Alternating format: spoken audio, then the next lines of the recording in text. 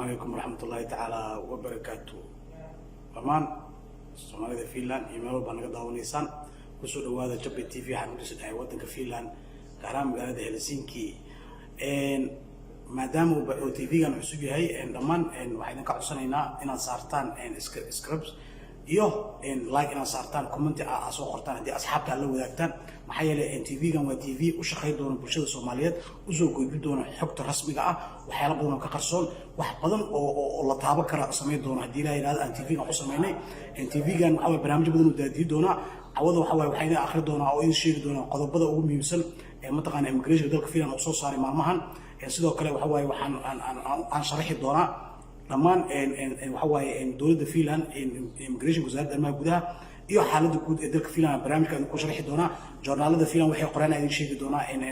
ku saabsan barnaamij maalin uu noqon doona maalin walba ay soo geli doona dilaa yiraahdo si aad u socotaan xogta rasmiga ah ee wadanka Finland akhbaraadka ah sidoo kale waxa way TV-gan Jabba TV waxa way wuxuu sameyn doonaa studio weyn mataqaana xaasimada Helsinki mataqaana meel aad u qurux badan aan soo wadnaa studio weyn oo laba dabaqe haddii la yiraahdo dad badan mataqaana barnaamijkan aan soo daadiyi doono wariyaal badan la arki doona shaashada Jabba TV haddii la yiraahdo sidoo kale gabdhaan mataqaana barnaamijkan daadiyi doono arrimaha bulshada iyo mataqaana iyo xaaladda guurka iyo dhibaatada iyo xagga sharciga iyo gabdhaha barnaamijkan daadiyi doono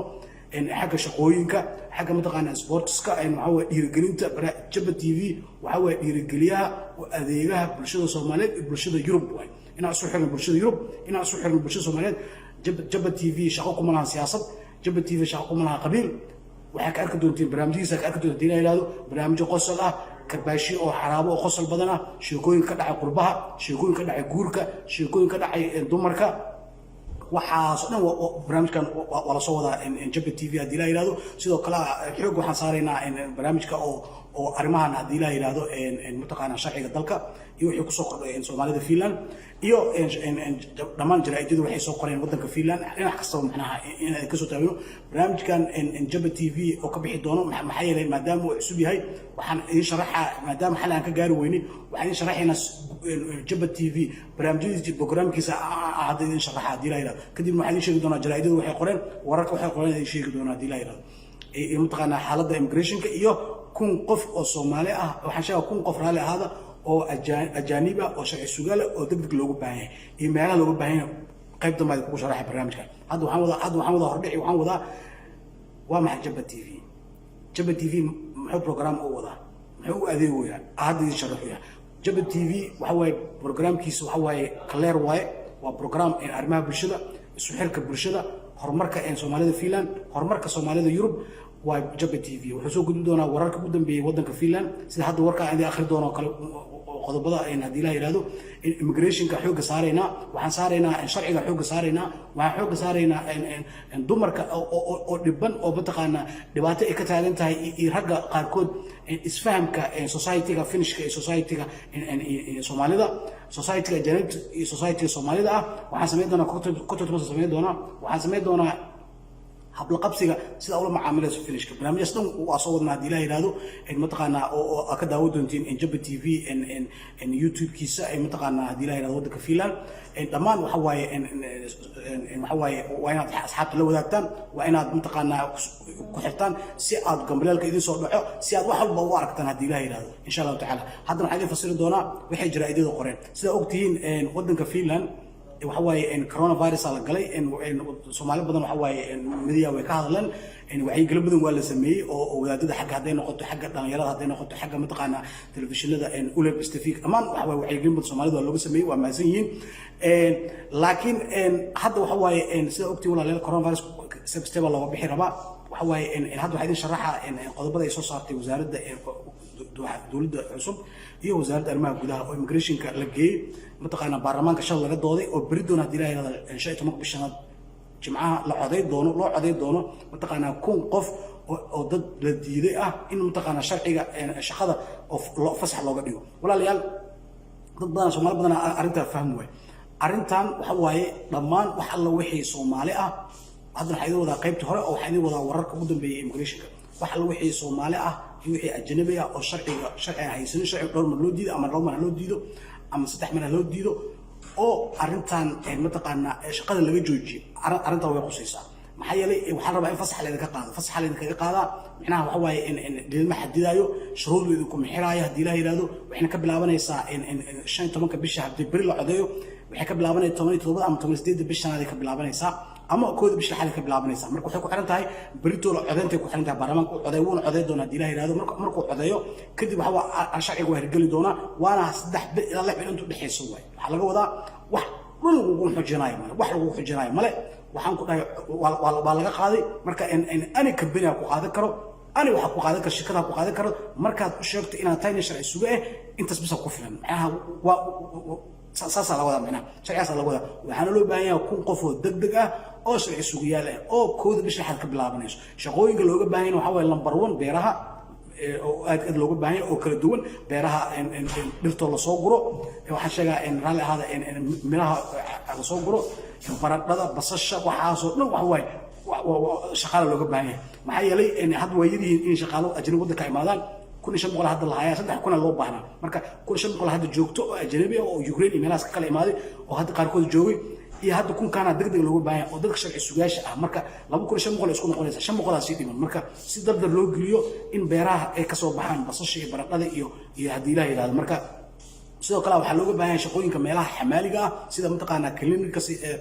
sifoska waxa shaqo looga baahan yahay mataqaana in xamaaliga kala noociisa kala duwan ah marka kooda bish lixaad waxa waaye in samarkan waxa wadanka Finland hadda xaalad guud wadanka dalka Finland ay wada adeeqnooya wadanka Finland waxa way kooda bish lixaad bish toddobaad bish deedaad waxa way wadanka waxa la galay jisada ogti walaaya samar lo kisa loo mala gali jiray hadda kisa loo ma dhan waxa way waxa gali karo kaliya macallimiinta iyo mataqaana ardayda hadda galaya hadii la yiraahdo laakiin inta kale oo dhan waxaan ku dhahay shaqooyin loo baahan yahay shaqaale loo baahan yahay shaqaale la'aan ka jirto marka saas darteed marka sharciyan loo keenay horta number 1 horta in la xoojiyo qaybta beeraha iyo qaybta adeegyada bulshada in la xoojiyo oo ajaanibta la shaqo la siiyo marka in hadda markii la ka qaado oo wax xujo ay ku xujinayno meeshaas ka shaqaysan oo shaqadina aad bilowdaan hadii la yiraahdo waxa waaye in waxa dhici karta in hada la bedelo oo la dhaho mataqaana in dadkan waa u jeedin muddo 6 bilood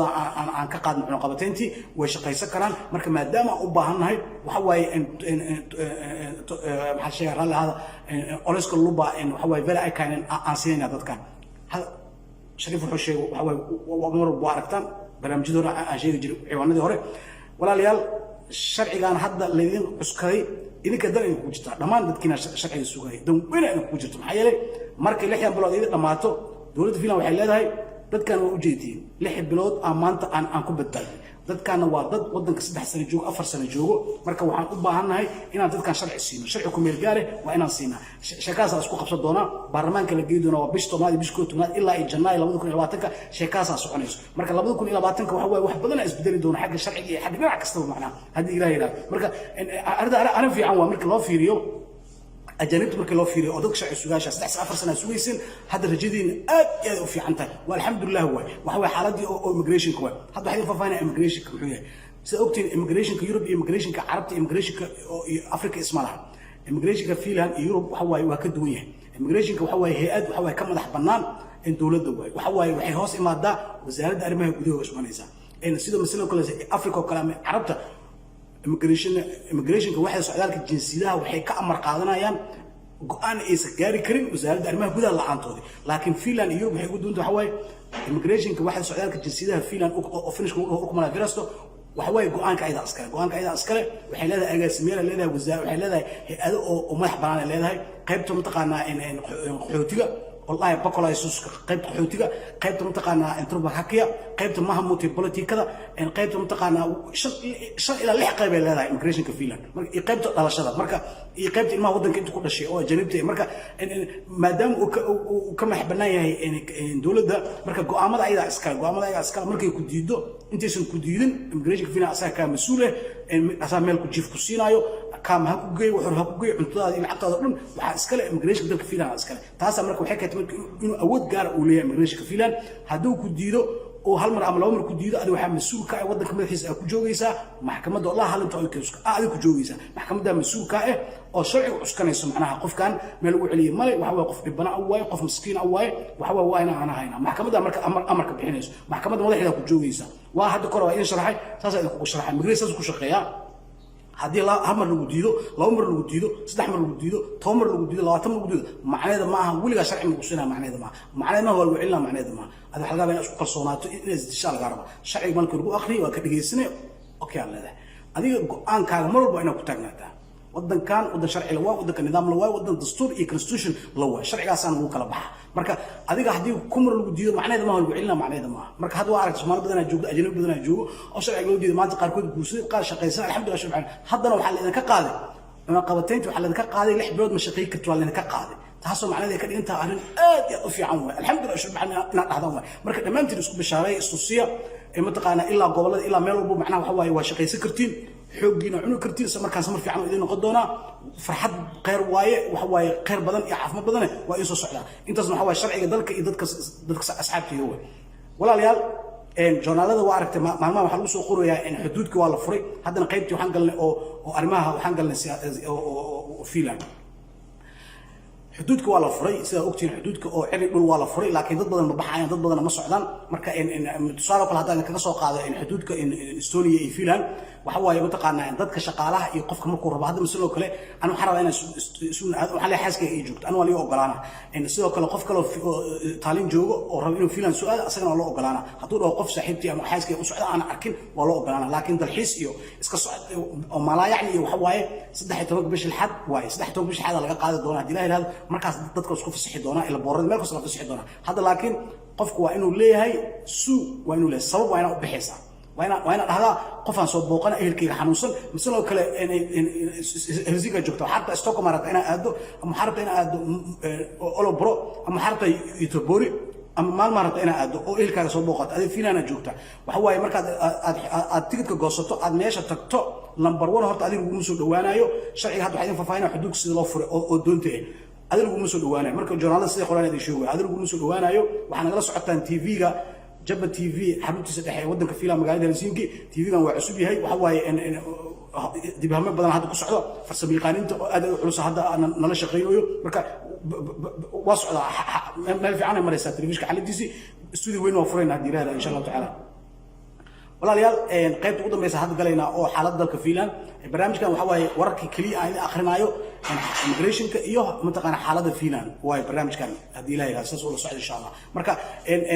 xuduudka waxa waaye hadda marka bixayso oo horta isuulina aado waxa waaye marka tagto number 1 adiga lacag ma diibayso lacag laga ma qaadayo waxa laga ma qaadayo waa in online ka soo goosataa kaar waa in ku soo goosataa marka meesha imaadana waxa waaye kaarkaaga laga ma qabanayo ama baasaboorkaaga saas leeyahay kor ka tusaysa lagu soo dhawaanayo tar kasta yaa meesha joogo ku soo dhawaanayaan kadibna waxa waaye kuwa security-ka mataqaana oo finishka ugu horeeya fartiyadka oo mataqaana xuduudka ciidamada xuduudka waxa waaye waa joogan doontan waa joogan elborkan waa joogan marka kuwaas waxa waaye hata ku soo dhawaanayaan kor ka tusaysa marka su'aal ku weydiina wuxuu ku leeyahay maxaa u socota waa ina sheegtaa sababta u socoto waxa leedahay waxaan u socdaa maalmo hooyadii aabi loo bil arkina soo booqana oo ka warwarsanay waxa leedahay waxaan u socdaa Stockholm walaashii oo xanuunsan oo ana arkina raba inaan soo booqdo waxa leedahay saas oo kale saas kale laga ogolaana marka kadib waa bixaysa marka doonta markaas lagu ogolaana maana risteli iyo iska socdaa ay laga ma yeelaa waa ina sheegtaa suu minka takisa minad to kolma mila tabala mitasu waxaas lagu weydiinaa marka jawaabeen ina heshaan wax daarta ina safar aadaan waa ilaa 13 bisha waxa la furay maanta 14 bishanaad ilaa 13 bisha xad ay ku egtahay waxa dhici karta in dawladda ka soo hormarso dhici karta ay free ka dhigto laakiin hadda sida la sheegay sharciga dastuurka iyo dawladda Finland ku dhawaaq waxa waaye nelesto safiirada ilaa ay kolmesto ku dhigta inta u dhaxayso way macnaha xuduudka waxa laga dhigay boykos oo kaliya tuwa madka waxa waaye Bristol iyo mataqaana falta matan umadkaga oo degdeg ah u baahantay ehelkaaga iyo inaad soo booqato hadda loo furo diilayna marka saas waa diilayna waxa laga yaabaa in waxa sheega Estonia in laga dhigo in week dib in free looga dhigo diilayna maxay yeelay Estoniaanku waxay dhaheen mataqaana in finish waxay dhaheen waxa in talin aadno in soo baashan arna waxaas hadda finishka ee journalada ay soo qoreen marka waxa dhici karta week kadib in loo furo finishka Estonia in free looga dhigo maxay yeelay Estonia iyo Latvia iyo Lithuania waa la isku furay oo dadka hadda caadi looga dhigay marka Estonia waxay dhaheen hadii finishka furaan anagana waa furayna marka finishka laga sugaa hadii ilaahay yiraahdo inay u furaan mutaqaana shacabka inay dalxiis amal iska baashaan inay u aadi karaan taaliin hadii finishka furaan isuuleenka waa furayaan laakiin hadda qofka markuu rabo inuu taaliin aado waa inuu reason u aado hadda aniga kale waxaan leeyahay xaaskayga ii joogto waa liyo ogolaana waa aadi karaa waa bixi karaa waana bixi doonaa insha Allah taala marka saas oo horta waxa hadda oo xuduudka loo furay taas waa faantay airportkana sidoo kale asagana loo furay marka xaaladdu meesha maraysa iskoolaadka waa la furay sida ogtihiin lagu wigi furaan lagu kadib waa la xiri doonaa hadii ilaahay yiraahdo marka dad badan hadda ilmo badan ma aadayaan maxay yeelay qaarkood badan guriga ku qaateen marka xaalad meesha maraysa iskoolaadka waaweyn oo dhan waxa way luqiyaan ninka radar waa aadi kara iskool kasta xora looga dhigay qofkii rabo macalinka doctorka rabo iskoolku furi kara doctorka rabo iskoolku xiri kara marka hoosh meel fiican ay maraysa akhbaarta wadanka fiican meel fiican ay maraysa ilaahay subhanahu wa ta'ala waxa way waanaga kori coronaviruski fiilan waxa way xaaladeeda meel fiican ay maraysa dhamaan waxa way barnaamijka taas oo barnaamij badan xiiso loo soo wadnaa barnaamij badan oo kala duwan soo wadnaa barnaamijku qiimaha badan leh waxa way TV-gan loo furay jabba TV xaruntiisa dhexe wadanka Finland waxa waaye fakta oo yelma waxa waaye waxyaalaha ka qarsoon Soomaalida Finland inaan soo bandhigno barnaamijkaas waxaan daadinaya aniga iyo in kale ay sheegi doona laba qof aan ku daadinayna hadii la yiraahdo oo wadankan asagana waxa waaye jaamacad ka soo baxay oo asagana aad iyo culus waxa way arkaysiin ilaa 5 ilaa 4 wariye barnaamijkan TV-gan u shaqeey doonta hadii la yiraahdo hal qof dumar ah iyo 3 nin rag ah hadii la yiraahdo marka jabba TV waxa waaye barnaamijkan oo fakta oo yelma waxa waaye waxyaalaha ka qarsoon Soomaalida waxyaalaha isqa qabsiga waxyaalaha oo mataqaana oo reality-ga aan soo barigana anagoo markaas keeni doona hadii la yiraahdo waraaqadii maxay TV waaye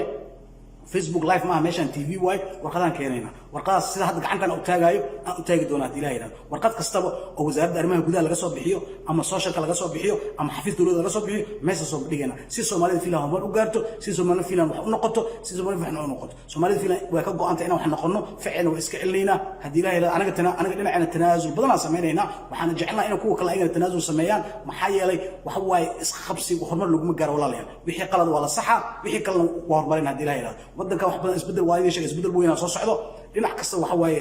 wasaaradaha arinta og yihiin isbedel la taaba kara soo socdo ku seexda arimaha kale ciwaankeyga soo dhigaa Facebook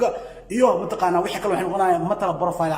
ay noqonayaan hadii la yiraahdo insha Allah taala laakiin television-kan siyaasadna ma ahan television hadda lagu weerarayo qabiil lagu weerari doona hadii la yiraahdo television u shaqeeyo bulshada Soomaaliyeed Finland television u shaqeeyo bulshada Soomaaliyeed ee Europe oo dhaxad waa aan noqonayna hadii la yiraahdo insha Allah taala laakiin wixii kale ciwaankeyga iyo mataqaana meelaha kale aan u soo qori doona hadii la yiraahdo insha Allah taala iyo wixii karbaash laakiin television-kan waa television reality official u shaqeeyo doono Soomaalida Finland iyo Soomaalida Europe jabba TV waa television u adeego bulshada Soomaaliyeed waa television u adeegi doono bulshada Soomaaliyeed ee Finland horumar gaarsiin doono wax badan lagu sheegi doona horumarka ganacsiga ay sameynayaan horumarka Soomaalida ee ardayda ay sameynayaan horumarka dhaqaatiirta Soomaalida Finland ay sameynayaan wax kastaba TV-gan waa laga soo daay doona hadii la yiraahdo ayadoo muuqaal oo dadka dhan wada arkayna hadii la yiraahdo insha Allah taala